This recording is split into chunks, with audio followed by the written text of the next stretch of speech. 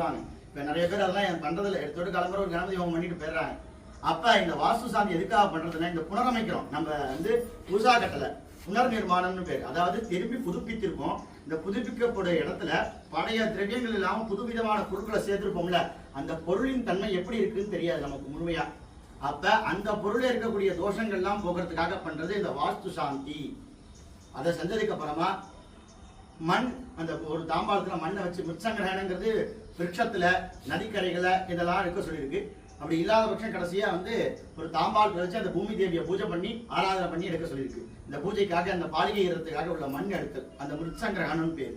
அது செஞ்சதுக்கு அப்புறமா பாத்தீங்கன்னா தீர்த்த சங்கரகணம் ஒருத்தர் போய் இந்த காவேரியில போய் கங்கை முதலான நதிகளை பிரார்த்தனை பண்ணிட்டு அந்த ஜலத்தை கொண்டு இங்க சேர்க்க போறோம். இதெல்லாம் தான் இந்த காலம்புற உள்ள ப்ரோக்ராம்ல.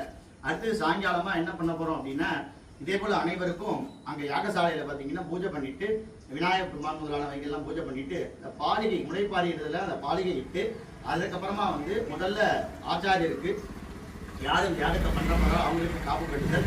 அதனை தொடர்ந்து உள்ள எத்தனை பேருக்கும் யார் யாரெல்லாம் காப்பு கட்டிக்கணும் ஆசைப்படுறீங்களோ சொல்லிடுங்க. அதுக்கேற்றப்பல அவங்க எல்லாம் காப்பு கட்டிட்டு, ஏன்னா 2 வேலை தான், இன்னைக்கு ஒரு நாள், நாளைக்கு காலம்புற, அதுக்கப்புறம் காப்பு அவுத்துடலாம். சரிங்களா? அதுக்கேற்றாப்புல நியமங்கள் இருக்கு, அதை மட்டும் ஃபாலோ பண்ணிட்டு இருக்க வேண்டியது, வேற ஒன்றும் இல்லை. அப்ப அந்த காப்பு கட்டுதல் முதலான வைபவங்கள் நடக்கும். அதனை தொடர்ந்து அங்கங்க பூஜைகள் நடக்கும். நான் எல்லாத்தையும் முழுமையா இங்க சொல்ல முடியாது, இருந்தாலும் இந்த காலத்துல எல்லாத்தையும் தெரிஞ்சுட்டு பண்ணா எல்லாருக்கும் ஈடுபாடு ஜாஸ்தி வரும் அப்படிங்கிறதுனால சொல்லிடுறேன். அதனால இப்ப முதல்ல அணுக்கையானது பெற்று அதனை தொடர்ந்து அங்க போய் சங்கல்பம் எல்லாரும் சார்பாகவும் இருந்து ஒருத்தர் பண்றாரே தவிர அத்தனை பேருக்கு பேர் நட்சத்திரம் ராசி எல்லாத்தையும் சொல்லிதான் செய்ய போகுது.